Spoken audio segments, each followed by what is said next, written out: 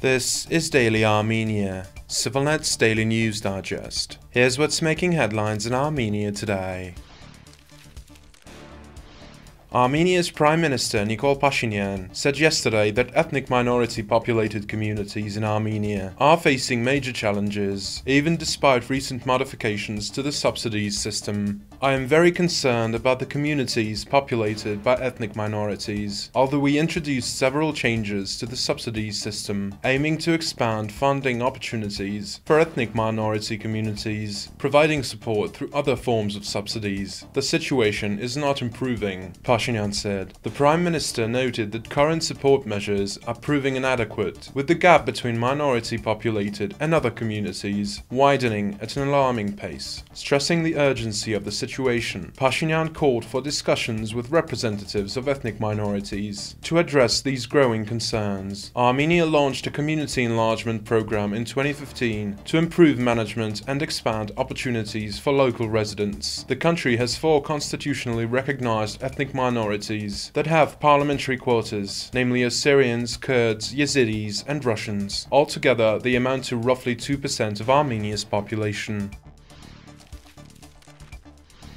Armenia's Interior Ministry suspended its controversial video surveillance bill yesterday that would have required businesses to install CCTV cameras with 24/7 police access, following extensive criticism from various state institutions, human rights organizations, and experts who raised serious concerns about privacy rights and potential surveillance risks. The Ministry of Internal Affairs is freezing the project, as the general public does not have consensus around this security-oriented initiative. Everyone is welcome to discuss this project, the ministry said in a statement. The bill, which was hastily passed in its first reading in early June, without public consultation, would have mandated businesses larger than 50 square meters, including restaurants, hotels, pharmacies, and shops, to install surveillance cameras and provide continuous footage access to the police. The initiative faced strong opposition from Armenia's Personal Data Protection Agency, the country's Justice Ministry, the Ombudsman's Office, and the Central Bank, while international human rights group Human Rights Watch criticized the bill as unjustified and detrimental to privacy rights. Legal and digital security experts had warned about the risks of digital surveillance and potential targeting of specific individuals, as well as the issues related to the use of artificial intelligence.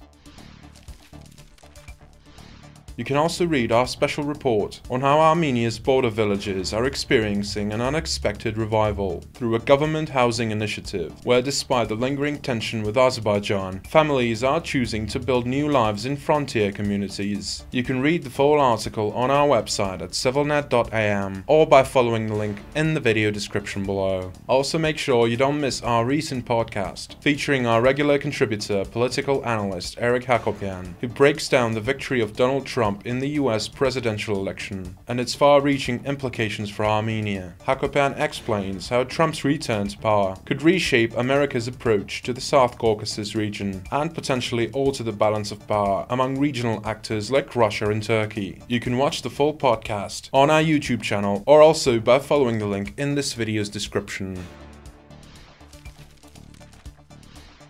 And finally, the CivilNet number of the day is 6. This is because Armenia won 6 medals at the Sambo World Championship, held in Kazakhstani capital Astana last weekend. Notably, Armenian athletes Arsen Hanjian and Mais Nersesyan won silver medals. 4 more Armenians, including female athlete Anna Mekirtichan and David Havsipyan, a native of Nagorno-Karabakh, who represented the refugee team at the event, won bronze medals. Sambo is a martial art established in the Soviet Union in the 1920s and is similar in many ways to judo. Despite not being an Olympic sport, Sambo is recognized by the International Olympic Committee. And as always, please follow CivilNet for the latest news and independent reporting from our contributors on the ground here in Armenia.